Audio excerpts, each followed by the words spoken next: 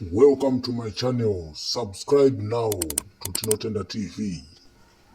Go azukuru wangu. Granny.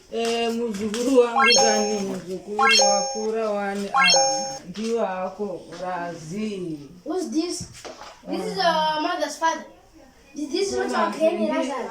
This is our granny. This is your Thomas. Au moresi gogo ere moro beto mi muzukuru. Hey. Who are you? Hanzi iko. I think I'll come and I know something that. Ashandiziwa ake anditi ndatouya muno. Ndipo mvura Razi muzukuru ekumwa. Who are you?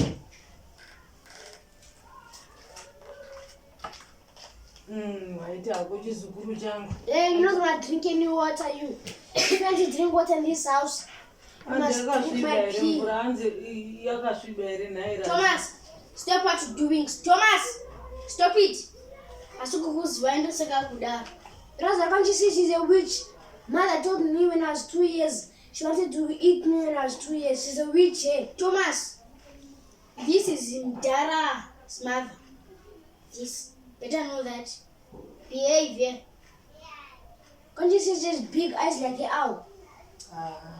Jambo ziziwa ere zviwana wa kubva wondipa zveimwe hanzi yakasviba mvura. She doesn't die. Every granny did die long time, but she didn't even die. She's a witch, eh? Who told you that? Who told you that? I know why does she die. Thomas, stop what you're doing. Thomas.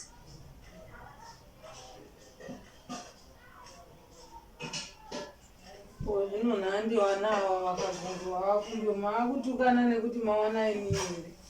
Aya kuti mvura yacho chindipa iyeye zvakanaka.